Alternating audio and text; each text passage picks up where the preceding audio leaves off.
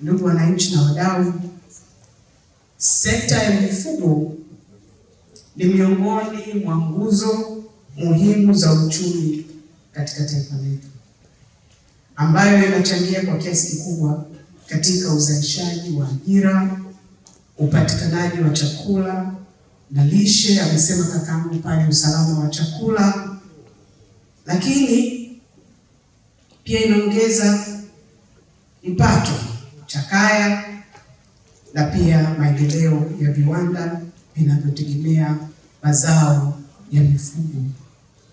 Hata hivyo, pamoja na umuhimu wake, imeelezwa wazi hapa, sekta hii imeendelea kukabiliwa na changamoto mbalimbali zikiwemo magonjwa ya mifugo, majanga ya asili kama ukame na mafuriko, pamoja na hatari nyingine zisizoweza kudhibitiwa ambazo husababisha hasara kubwa kwa wafugaji. Ndugu wananchi na wadau, katika kukabiliana na changamoto hizi, kampuni ya bima ya CRDB Insurance Company pamoja na kampuni ya Eka Africa zimeleta suluhisho kwa ubunifu ambao unakwenda kutumia teknolojia ya kisasa kulinda mali za wafugaji. Kupitia Smart Mifugo, wafugaji sasa wanaweza kupata bima kwa urahisi zaidi kwa njia ya kidijitali ambayo ni salama na yenye uwazi.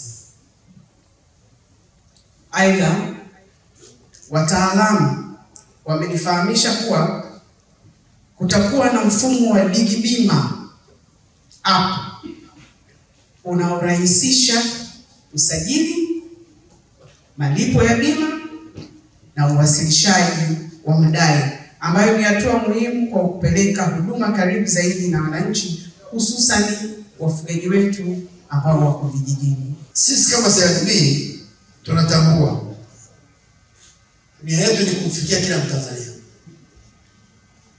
na hii ni sekta ambayo tulikuwa tukikopesha, of course, kwa kuwezesha kutumia nyenzo zingine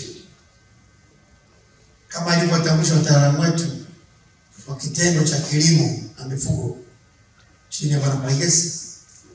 Ni imani yangu baada ya uzinduzi wa leo, huduma hii itapatikana Tanzania nzima.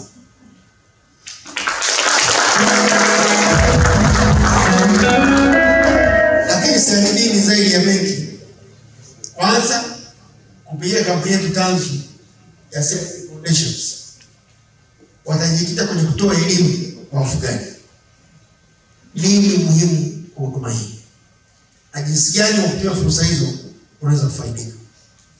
Lakini jambo lingine zuri, wakati anafanya utambulisho, alimtambulisha mwenzetu Omugabo from Burundi, Mwarabu Samba.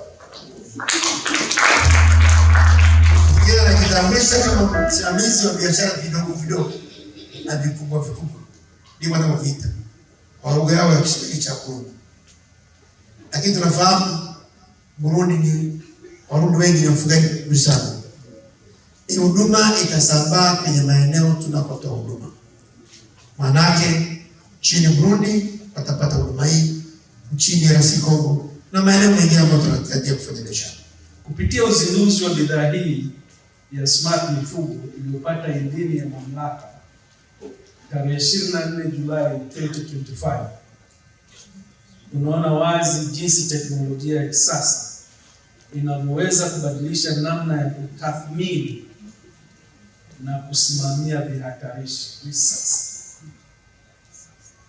katika sekta ya mifugo,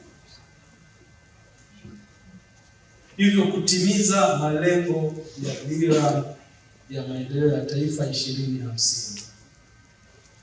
Ndugu washiriki, hii ni sehemu tu ya mwendelezo wa hatua stahiki zilizochukuliwa na serikali ya Jamhuri ya Muungano wa Tanzania chini ya uongozi wako Katibu Mkuu pamoja na uongozi wa mamlaka zingine. Niwakumbushe tu, serikali inaendelea kuweka mazingira rafiki ya kikodi. Mtakumbuka mwaka 2023 kuliondolewa kodi ya VAT kwenye bidhaa za bima za kilimo ikiwemo mifugo.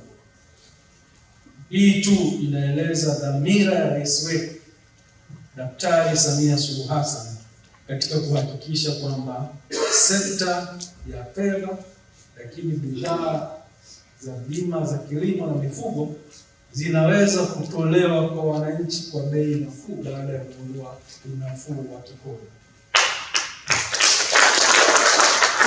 Kutumia fursa hizi za kikodi au mazingira mazuri ya kikodi na kupitia ubunifu huu, tunaamini utarahisisha utoaji wa huduma za bima za kilimo,